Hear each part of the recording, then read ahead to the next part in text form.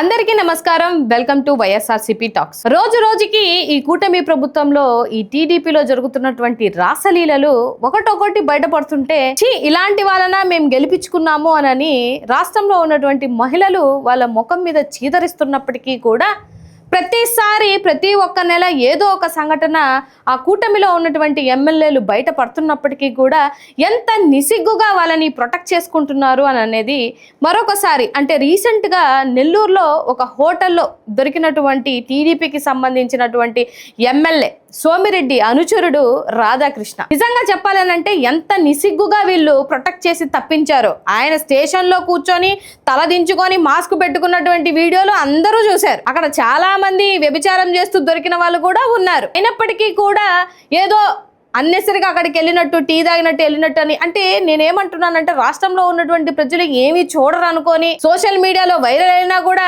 మాకు సంబంధం లేదు అనుకొని నిసిగ్గుగా కాపాడుతున్నారు. ఇవాళ నేను హోంమంత్రి అనిత గారిని అడుగుతున్నాను, ఇవన్నీ మీకు కనిపించవా అనిత గారు? బయట మాత్రం ఏమంటే పిఆర్ స్టంట్లు ఇస్తారనమాట. చంద్రబాబు నాయుడు గారు పిలిచి తిట్టారు, చంద్రబాబు నాయుడు గారు కళ్ళెర్ర చేశారు, చంద్రబాబు నాయుడు గారు సీరియస్ అయ్యారు. ఏది మీరు సీరియస్ అయితే అరవసీదర్ చేసిన రోజైనా లేకపోతే మీకు సంబంధించిన ఎమ్మెల్యేలు చేస్తున్నప్పుడైనా మీరు సీరియస్ అయితే ఇంకొక సంఘటన జరగకుండా ఉండాలి కదా. రాష్ట్రంలో పదే పదే అసలు మీరు కూటమి అంటే కామ పార్టీగా తయారైపోయింది. ఇవాళ ప్రజల సమస్యలు గాలి కొదిలేసి ఆడబిడ్డల్ని అన్యాయంగా అడ్డగోలుగా మీ ఇష్టాసారంగా హింసించుకుంటూ భక్షించుకుంటూ తినుకుంటూ వెళ్తున్నారు అని అంటే అసలు మీరు రాష్ట్రాన్ని పరిపాలించడానికి వచ్చారా?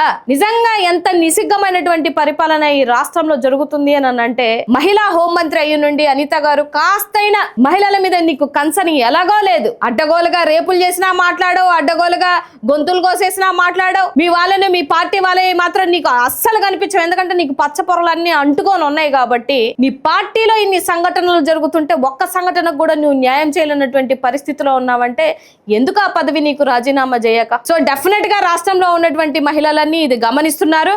రాబో రోజులలో ఈ కూటమి అంటే ఈ రాసలీల పార్టీని తరిమి కొట్టే రోజు ఒకటి వస్తుందని నేనైతే మనస్ఫూర్తిగా కోరుకుంటున్నాను.